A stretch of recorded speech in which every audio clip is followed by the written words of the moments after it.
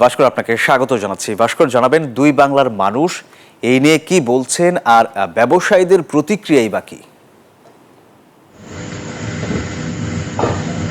ধন্যবাদ। দেখো, যেটা বলেন রাজনীতিবিদরা যে দেশ থাকলেই কিন্তু বিদ্বেষ আসে, কিন্তু বিদ্বেষ ভুলে ভিসা আবার চালু হোক এবং সেই ভিসার মাধ্যমে বাংলাদেশিরা আবার আসুক এবং সে আসার মাধ্যমে আবার আগের অবস্থানে ফিরে আসুক, ব্যবসা বাণিজ্য গড়ে উঠুক, দুই দেশের যাতায়াত আদান প্রদান হোক, এমনই বলছেন কলকাতার ব্যবসায়ীদের একাংশ।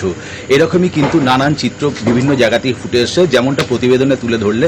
গোটা দিন কিন্তু আমরা ঘুরেছি কলকাতার বিভিন্ন তিনটি জায়গা, বিশেষ করে যেখানে বাংলাদেশিরা আসেন, অর্থাৎ মার্কো স্ট্রিট অঞ্চল এবং তার পাশাপাশি যারা কেনাকাটি করেন অর্থাৎ নিউ মার্কেট অঞ্চল, এবং এর পাশাপাশি বড় মাপের যেখানে কেনাকাটি হয় অর্থাৎ কলকাতার বড় বাজার।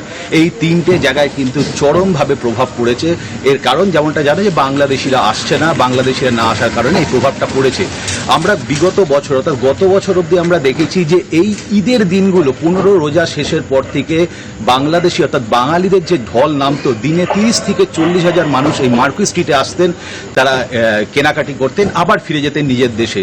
সেইখানে আমরা দেখেছি হোটেলে মানুষ থাকার মতন কোনো জায়গা ছিল না, ছাদের রাত্রি যাপন করেছে, শুধুমাত্র কেনাকাটির জন্য তারা ফুটপাতেও রাত্রি যাপন করেছে, এমন প্রতিবেদনও কিন্তু আমরা তুলে ধরেছি। কিন্তু বর্তমানে পুরো চিত্রটাই পাল্টে গেছে। ফলে মার্কো স্ট্রিট যেমন তুলে ধরলাম যে মার্কো স্ট্রিটে কিন্তু অবস্থা খুবই খারাপ।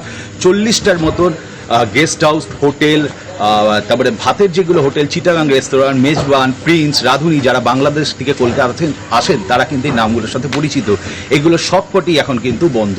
এবং এর পাশাপাশি ঠিক ততটাই প্রভাব পড়েছে কলকাতার নিউ মার্কেটে। মূলত কলকাতার নিউ মার্কেটে যারা এই ঈদকে সামনে রেখে কেনাকাটি করেন তারা কিন্তু দুটো, একটা হলো মূলত শপিং করেন তারা অনলাইন, আর যারা কলকাতাবাসী আর বিশেষ করে যারা পশ্চিমবঙ্গ থেকে বিভিন্ন জায়গা থেকে আসেন তারা কিন্তু এইখানে আসেন, এবং বিশেষ করে 60% কিন্তু বাংলাদেশি এই নিউ মার্কেট আসে। ফলে বাংলাদেশি না আসার কারণে যথেষ্ট প্রভাব পড়েছে ব্যবসায়, যেমনটা তুলে ধরা হয়েছে প্রতিবেদনে। সর্বশেষ তথ্য আমার কাছে এটাই থাকছে। এই ঈদে জামা জুতো অ্যাক্সেসরিজের ডিসকাউন্ট।